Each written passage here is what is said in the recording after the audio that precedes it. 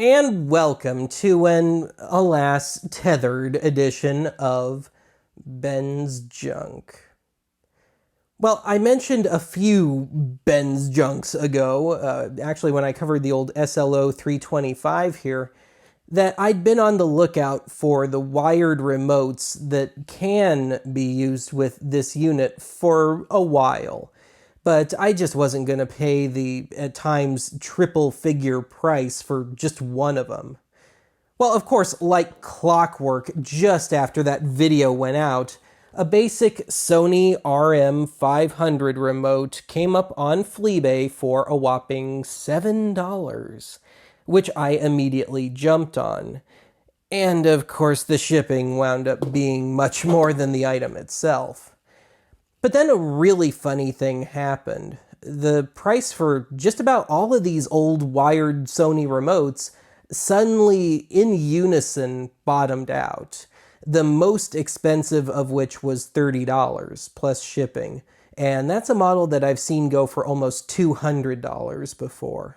So I picked out the four most significant remotes, three of which work to varying degrees, with this model of Betamax, and the last one being for a U-Matic. And best of all, that one's of a matching design to the deck that I have. So with that, let's play around with some rather unwieldy remotes.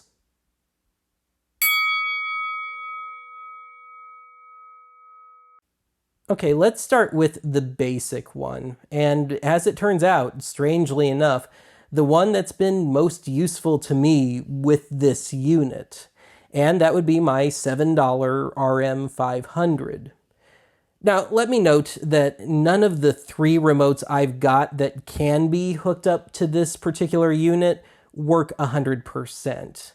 Now, that doesn't mean that there's anything wrong with those remotes. It's just that Sony, operative word, seemed to be shooting for remotes in which just the basic functions could be carried from machine to machine, but each remote seems to only have those one or two particular models and or editing rigs that it's 100% functional with. And that's led to some interesting quirks, but we'll get to that later. So I'll demonstrate as many of the basics as each item will allow within the realm of what I've got at my disposal. And I've already got the VCR set for a 500 series remote in position, so I guess we ought to plug this bad boy in.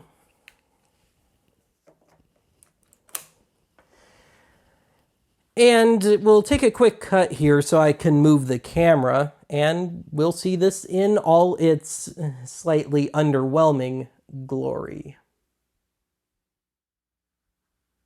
Shallow as it sounds, I actually really like the cord for this one. Not because it's a really nice cord or anything, though it is plenty heavy. It would take one hell of a rat to chew through it. But it's the only one long enough of any of the four remotes that I picked out that can get me back to the love seat so I can watch TV in full-blown couch potato mode.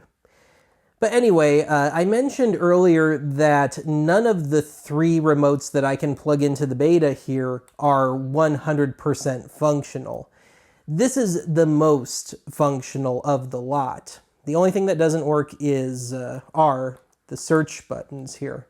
But that's fine, because I can do anything that I would realistically want to do here. So, you know, we can play and stop, rewind, fast forward, and also got a little archive going there. And we can fast forward, and if we want to do it in shuttle mode, I can hit the pause button, and it should, kick into that. We can go the other way, backwards, and of course, we can stop it all. Wonderful. Now, the tape I've got in here has the record tab out of it already, but I can pop in a blank and record. Of course, I don't have anything running into the machine right now, but I guess we'll just test that anyway, just to show it off.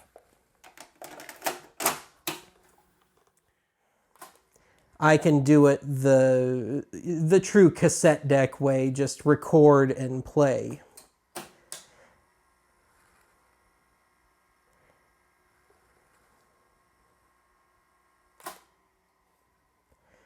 And if I wanted to do the multi-channel audio overdub thing, I can do that through this remote too.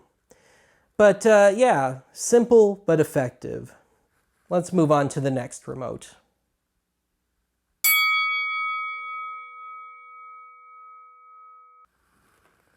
Okay, now we start getting into the quirky ones. This is the RM300. And despite being the lowest numbered remote of today's lot, I'm pretty sure it's actually the most recent one. And I guess Sony was just going backwards with the numbers here. I mean, they did that at least once with the Betamax already, so why not? But anyway, you might have noticed here that there are no play, stop, rewind, or fast forward buttons, though we do have a nice pretty blue pause button. Well, I mean, you can play and stop and stuff with this, but you kind of have to do it in a roundabout way. To me, the 300 is the real irritant of the lot. As I mentioned, everything has to be done in kind of a roundabout way. So instead of play, you hit search. And it takes a minute for it to happen. So it should get going there. Yep.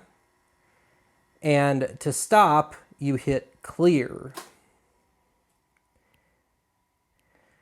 Now, of course, the pause works, but aside from that, it's very, very limited. So in this case, you got a counter here, but the counter doesn't correspond to the analog counter on the deck itself. So you're kind of just guessing. It's not really corresponding to minutes and seconds, it seems, but I guess you could kind of look at it that way.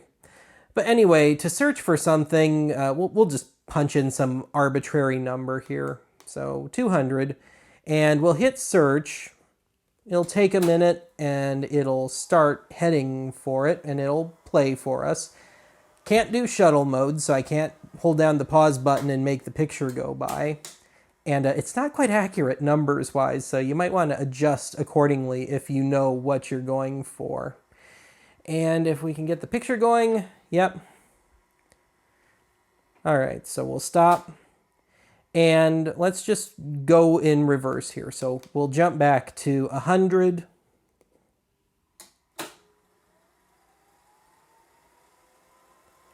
And it'll get going on its own. It'll skate right past 100 before it actually starts. Yep. And of course I can pause. Whoop-de-doo. So yeah, as far as I'm concerned, in this context, this is just kind of a toy. Maybe there's an editing rig that will be a little more effective with this, but within the realm of this, yeah, whatever.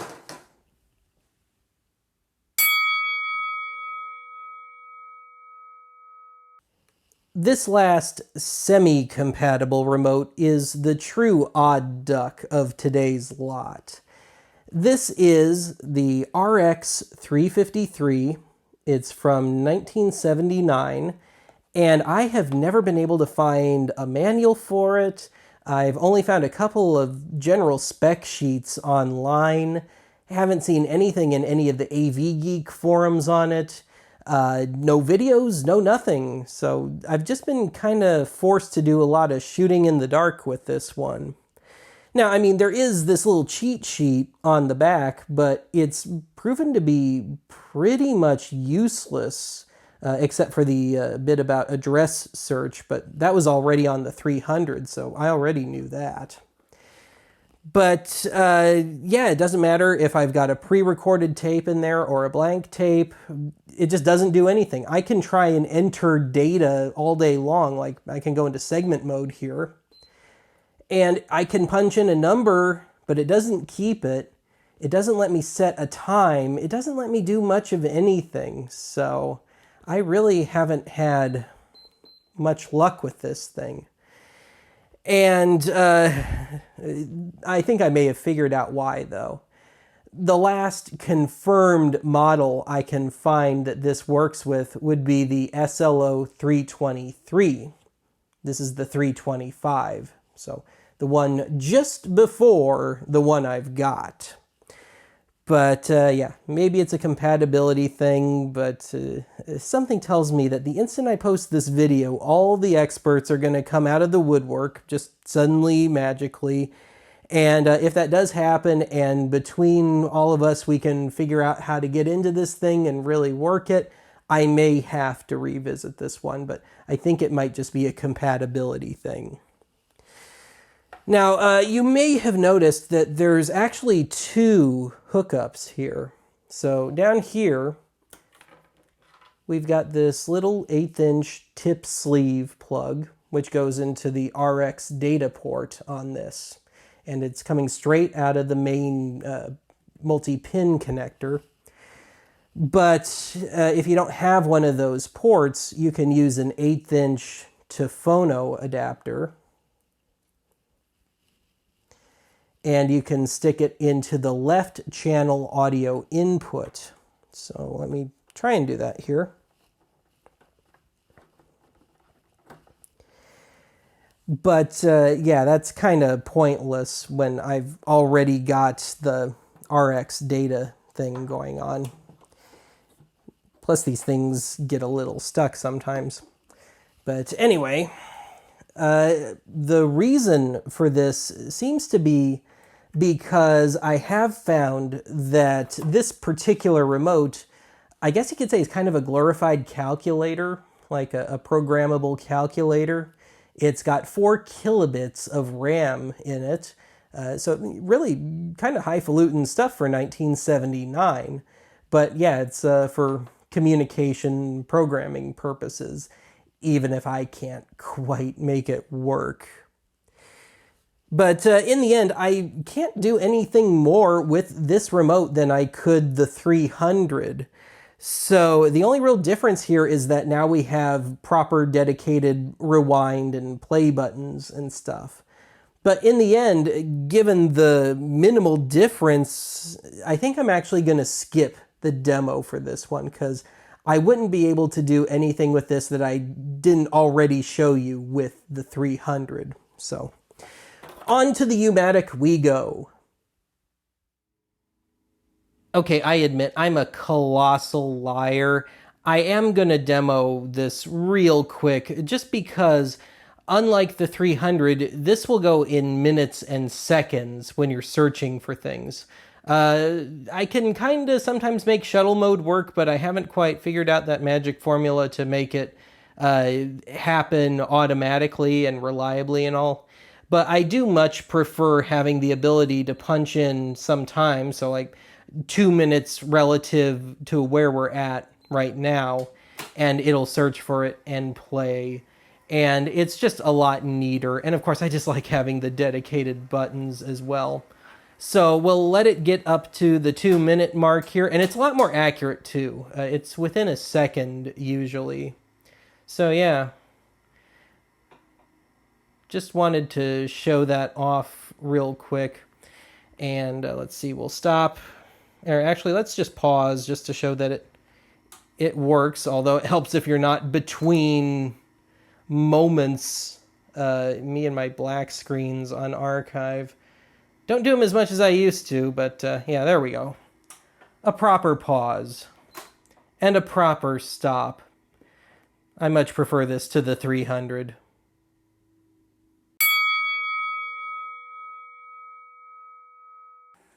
Okay, I had to go into guerrilla mode for this last segment because of the location of the VCR. Yeah, it's a little tight back here. But anyway, in my own little nerdy way, I was really looking forward to acquiring an RM420, this guy. And that's because this finally effectively completes the setup for this VO2600. Got the VCR, got the tuner timer, and now we got the remote too. The only thing I could add to this now would be an RM400, which is an editing controller, but then I'd need a second deck, probably a similar one to hook it up with, and, it's not really practical for something like this, but certainly as far as this being a home video unit, I think I've finally gone all the way with this one.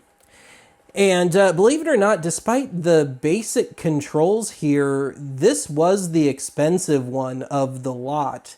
This was the $30 plus shipping one. But I just had to have it. And I mean, it matches and everything. And it really matches. I mean, the layout is the same. It's almost like I can just rip a chunk out of the VCR and carry it with me. But really, the only gripe I have about this, and it's a very tiny one, is the length of the cord. It doesn't quite get me that 8 or 9 feet back to the love seat. So I can still sit in the middle of the floor in front of the TV and control it. Not that that's going to happen a whole lot. I don't get a whole lot of U-Matic tapes, but when I do, I'll probably be using this. But anyway, let's take a cut here. We'll pop a tape in here and we'll demo this bad boy. All right, I've got a tape in there. We're all locked and loaded and ready to go here. And the tape that I've thrown in is this demo reel from a long defunct ad agency called Atmospheres, based out of California. And this is already on Archive Annex, and I'm sure a fair chunk of my viewers have actually seen this already. But I guess I'll post a link to it in the video description if I remember. But otherwise, this is pure early 90s commercial corn. So let's get going, shall we? Now, I am not going to demo the record stuff here because it works the exact same way as the 500 did for the beta. So, yeah, just go back and rewatch that if you want to know how it works. Now, this predates shuttle modes, so I can't hit the pause button and have us watch what's going by in fast forward or reverse, so, yeah, oh well. And there is no play here. It is forward. And since we're at the beginning of the tape, we're going to have some black screen here, and I'm sitting right in the line of fire, so I guess I better strategically hold the remote here. But you notice the standby light came on there, and it is in perfect sync with the machine. I know you can't see it from this distance or this focus, but just trust me. Anyway, there's our demo reel, and it's got some real beauties on it. I've never run any of these on Archive because it's done montage style, so a lot of times the ads aren't complete or they're hard to take out of context. But this is from the New Mexico Gas and Electric Board, if memory serves. And this is my favorite one. Frankie Avalon shilling for Sonic drive-ins. All right, let's fast forward here. We can watch the standby light.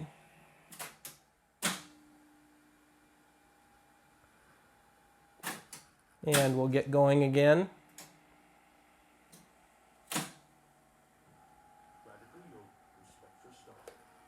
I just missed it there. Radical Yos, of course. Early 90s, everything was radical.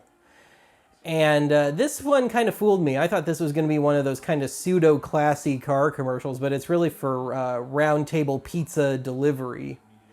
And I guess, yeah, I was going to say I'll let it run up until that point. Anyway, let's stop, and let's see if we can get back to Frankie Avalon. Let's see how good my aim is. Now, I can't read the counter from here, so I'm just kind of guessing.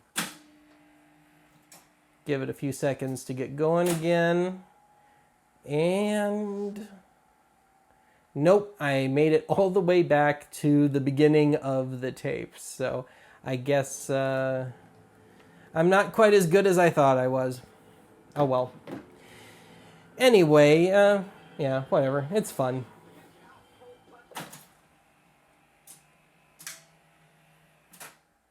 All right. Well, that is it for me for today. I hope you enjoyed this. This has been in the pipeline a long time. I know it seems like kind of a petty thing for me to be working on for a long time, but it's just something I wanted to do. Anyway, that is it for today. I'll talk to you again soon.